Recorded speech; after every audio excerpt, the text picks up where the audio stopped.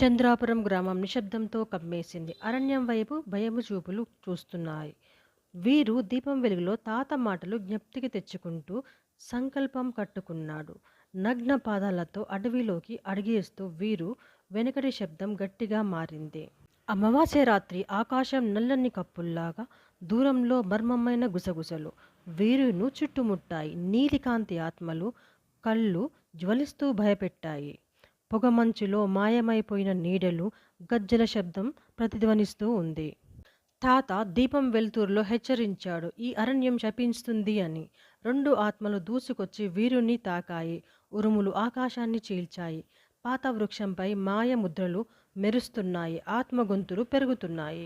మబ్బుల్లో నుంచి మహామహుడు విశ్వేశ్వరయ్య ఆత్మ ప్రత్యక్షమైంది. బంగారు గొలుస్తులు మెరుస్తూ అన్ని ఆత్మలు అతని ముందు వంగి నిలిచాయి. చెమటలు కారుతున్న వీరు తాయెత్తు బిగించి ధైర్యంగా నిలిచాడు. ఆత్మల మధ్య ఎదురెదురుగా నిలిచారు వీరు. విశ్వేశ్వరయ్య మంత్రశక్తి మెరుస్తూ పాతబలి వేదికపై పగిలిన పాత్రలు, రక్తపు మరకలు, మబ్బు నీలంగా వెలిగింది.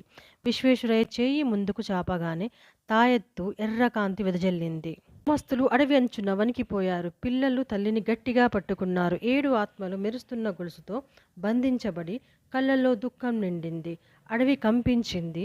వేర్లు చీలిపోయాయి. నీలి జ్వాలలు పొంగాయి. తాత మంత్రాలు జపిస్తూ వీరు చెమటల్లో తడిచిపోయాడు. అతని కళ్ళు అగ్నిలా దహించాయి. గర్జనతో భూమి కంపించింది. వీరు తాయెత్తు ముందుకు విసరగానే నీలి కాంతి విస్ఫోటమైంది. విశ్వేశ్వరయ్య అతని ముఖం నెమ్మదిగా మృదువై మబ్బులా కరిగిపోయాడు. 7 ఆత్మలు వెలుగులో కరిగి ఆకాశంలో శాంతితో ఎగిరాయి. మళ్ళీ అడవి నిశ్శబ్దమైంది. ఉదయ రశ్ములు వెలుగులు నింపాయి.